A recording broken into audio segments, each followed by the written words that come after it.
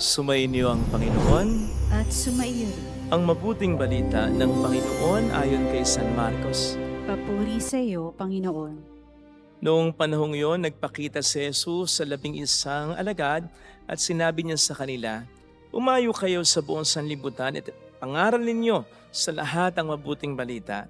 Ang sumampalataya at mabinyagan ay maliligtas, ngunit ang hindi sumampalataya ay parurusahan. Ang mga sumasampalataya ay magtataglay ng ganitong tanda ng kapangyarihan. Sa pangalan ko'y magpapalaya sila ng mga demonyo at magsasalita ng ibang wika. Sila hindi maano dumampot man ng ahas o uminom man ng lason at gagaling ang mga may sakit na mapatungan ng kanilang kamay." Pagkatapos magsalita sa kanila, ang Panginoong Hesus ay iniakyat sa langit at lumuklok sa kanan ng Diyos. Humayo nga ang mga alagad at nangaral sa lahat ng dako. Tinulungan sila ng Panginoon sa gawaing ito.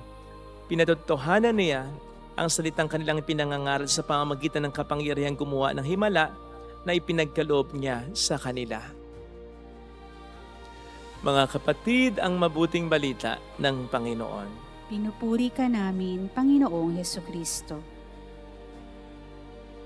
Habang nag-iisip po ako ng mga pupwedeng pagnilayan sa ating mga pagbasa sa araw na ito sa kapistahan ni San Marcos, Ebanghelista, ay napukaw po ang atensyon ko ng ginawang description ni San Pedro patungkol sa Diablo sa ating unang pagbasa. Kasi ang sabi po niya dito ay ganito: ang Diablo daw ay parang leon na umaatungal at aali-aligid na humahanap ng masisila. This caught my attention kasi di po ba ang simbolo ni San Marcos ay leon din, winged lion o may pakpak na leon. Kaya para bang ang dating sa akin ito, sinasabi sa atin ni San Marcos na kontrahin natin ang pagiging leon ng demonyo sa buhay natin sa pamamagitan ng pagiging mas makapangyarihang leon ni Kristo. At mas maintindihan po natin ito, maikukonekta po natin sa Ebanghelyo kung ilalagay muna po natin sa konteksto. Ano nga bang ibig sabihin dito ni San Pedro? Batay po kasi sa bersikulong ito na sinabi ni San Pedro patungkol sa demonyo, sinasabi niya sa atin na napaka-intentional ng demonyo para sirain tayo. Hindi siya basta leon na umaatungal, gusto talaga niyang manlapa. Hindi siya basta leon na gumagala, nakaabang talaga siya para makapanira. Ganon siya ka-focused.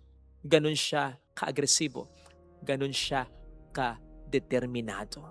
Pinag-aaralan niya ang ating mga kilos, ang mga weaknesses natin, ang mga struggles natin, at naglalatag siya ng maliwanag na plano para sa lahat ng ito. And then, tinatandaan niya kung ano yung mga plano niya na nagwo-work sa atin. Yun ang kanyang uulit-ulitin with the intention, of course, of providing us with more and greater temptations related to this, na ang magiging epekto ay mas mapanira kaysa sa mga naunang temptation na ibinibigay niya sa atin.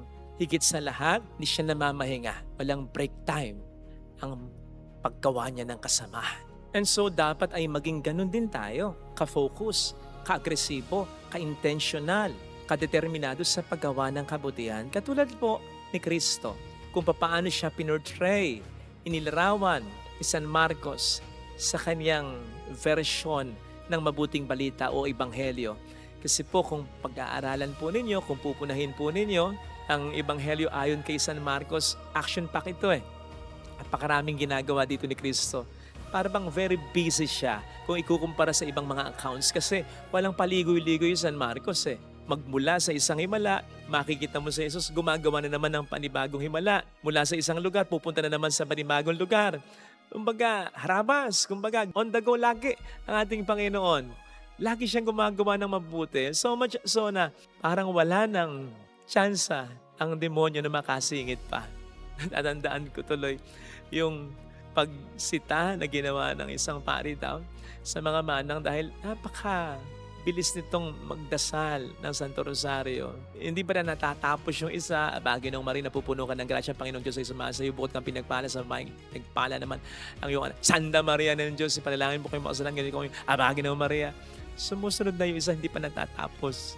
Yung isa, kaya sabi daw ng pare, magalang na tanong, bakit po ba minamadali nyo yung pagrorosaryo? May pupuntahan po ba kayo? Ang sagot daw sa pare ay ganito, Father, mainam na po yung ganito para hindi makasingit ang demonyo. So, parang ganon ang Panginoon. I mean, His actions, His schedules, tuloy-tuloy. Para bang wala na talagang chance ang demonyo na makasingit pa. Sana, ganon din po tayo. Ibig sabihin, kung napaka-intentional ng demonyo, dapat intentional din po tayo. Intentional siya na gumawa ng masama, intentional din daw po tayo dapat na gumawa ng mabuti. Kung agresibo ang demonyo sa paghasik ng kasamaan, agresibo rin po daw tayo dapat sa paghasik ng kabutihan. Kung porsigido ang demonyo na sumira ng buhay, dapat porsigido rin daw po tayo na magligtas ng buhay.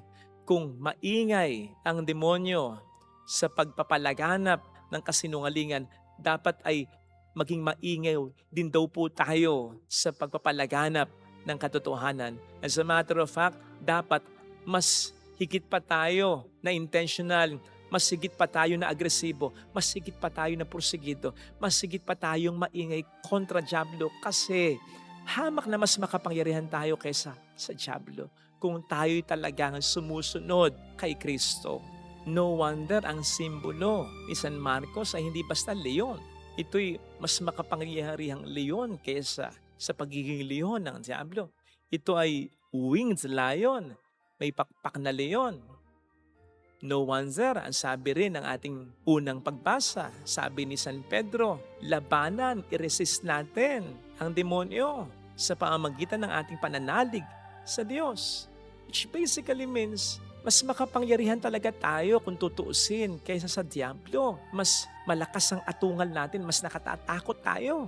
At mas may kamandag tayo, mas may pangil tayo kaysa sa Kanya kung tayo'y sapagkat binigyan tayo ng kapangyarihan ni Kristo batay na rin sa ating narinig na ebanghelyo. It's just that hindi talaga tayo mas nagiging intentional, hindi talaga tayo mas nagiging agresibo, hindi talaga tayo mas nagiging maparaan, hindi talaga tayo mas nagiging matyaga kung ikukumpara sa dyablo. Kaya nasisingitan niya tayo, naisahan niya tayo. Yan ang dahilan kung bakit tayo nagkakasala. Yan ang dahilan kung bakit nasisira ang buhay natin. Yan ang dahilan kung bakit may naghihiwalay na mga mag-asawa. Yan ang dahilan kung bakit hindi naaayos ang mga gulo. Yan ang dahilan kung bakit may kahirapan, may karahasan. Yan ang dahilan kung bakit hanggang ngayon ganito ang bansang ito. Hindi dahil kapos ang biyaya, sobrang biyaya, sobrang tulong galing sa Panginoon. Hindi lang talaga tayo intentional sa paggawa ng mabuti. Hindi lang talaga tayo focus sa pagiging mabuti. Hindi lang talaga tayo porsigido, matyaga sa pagiging mabuti. Yun ang dahilan ng pagkasingit madalas sa atin ng dyablo. Kaya sa misang ito, hilingin natin ng biyayang iyan na mas maging intentional sana tayo sa paggawa ng mabuti, sa pagpapakabuti, sa pagibigay, sa pagpapatawad, sa pagpapakumbaba, sa pagtulong, sa pagpapalalim ng ating pananampalataya at ang relasyon natin sa Panginoon. Hindi yung kung kailan lang nating maisipan, hindi yung kung kailan lang convenient para sa atin, hindi yung kung kailan lamang walang problema, hindi yung kung kailan lamang may nakakakita. Masisingitan talaga tayo ng dyablo kapag ganyan tayo. Kung sana po bahagyang pinsala lang ang habol sa atin ng dyablo. Kung babalikan po natin, again, yung sinasabi ni San Pedro sa English version, ang sabi dito, the devil is like a roaring lion looking for someone to devour. Ang ibig po sabihin ng devour dyan or sense ng devour dyan ay hindi lamang kagatin ng konti, kundi lapain ng buo. O di ba't yun naman din ang sabi ng Panginoon sa John 10 verse 10 patungkol sa pakay sa atin ng dyablo, he only comes to steal, to destroy, and to kill. Wala siyang ititira sa atin. Lahat kakainin niya, lahat lalamunin, lahat lalapain, lahat sisirain niya. Kaya wag po sana tayong pasingit sa dyablo. Dahil pagka nagkataon, in the end, wala tayong sisihin kundi ang sarili lang natin mismo. Dahil kung magkasala tayo, mapunta tayo ng impyerno, kung masira ang buhay natin. Ang ibig sabihin nun na hindi dahil mahina tayo, Hindi dahil kulang ang grasya sa atin ng ating Panginoong Jesucristo, kundi dahil naging pabaya tayo. Tandaan po natin na sa totoo lamang tayo makapangyarihang leon ng ating Panginoon tulad ni San Marcos. Hindi lamang tayo nagsisikap talaga. Hindi lamang tayo intentional at agresibo talaga bilang mga Kristiyano. Sana po ay makita natin ang problemang ito at remedyohan po natin. Amen. Lagay natin ang ating kanang kamay sa tapat ng ating puso.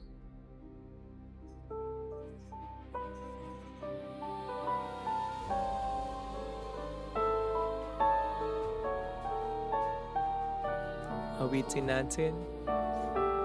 Alam kong may magagawa ang Diyos.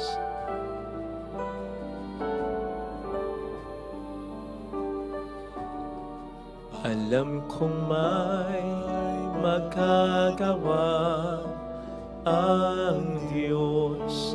Alam kong may magagawa ang Diyos.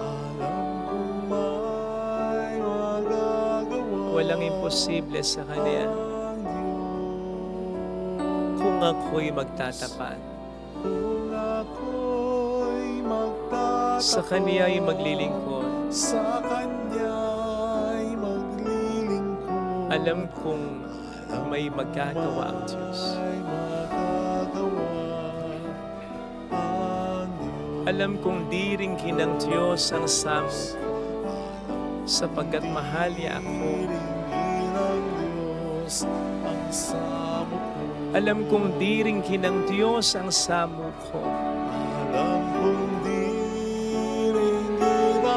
sapagkat alam niya ang pinagdaraan. Kung ako'y magtatapat,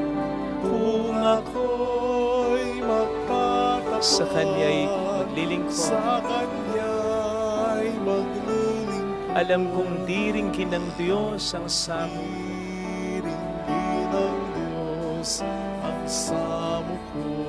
Umigit tayo. Salamat, Panginoon, at pinarealize mo sa akin ngayon na hindi basta ako natatalo ng Diablo, hindi basta nasisira ang buhay ng tao, hindi basta nasisira ang kanyang pangarap at ang kanyang pamilya, kung hindi dahil sa mayroong hindi naging pursikito sa pagpapakabuti, hindi naging matyaga sa paggawa ng mabuti, hindi naging intentional sa paglaban sa tukso sa kasamaan. Tulungan mo ako, Panginoon, na mula ngayon ay mas maging intentional na yung leon. Hallelujah! Upang maipalaganap ko ang iyong paghahari at mabuting balita sa buhay ko, mas maging matapang ako sa pagiging mabuti. Mas magsikap ako na maging mabuti. Mas alagaan ko ang mga biyayang binigay mo. Mas hanapin ko at sundin ko ang kalooban mo. Babalik ang Panginoon upang tayo ay kunin. Nasa Diyos ang awa, nasa taong gawa, sapat ang grasya niya. Mayroong magandang mangyayari sa iyo. Kung i-intentionin mo na maging mabuting Kristiyano, kung lalapit ka kay Jesus, kung sabi nga'y kakaririn mo ang pagsunod kay Kristo, mayroong magandang mangyayari sa iyo. Huwag mong pasisingitin ang Diablo sa buhay mo. Lagi tayong sumunod sa kalooban ni Kristo kung lalapit kay Jesus.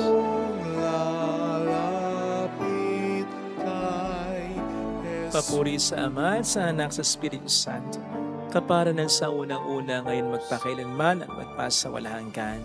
Amen. Thank you for watching. Please like, share, and subscribe.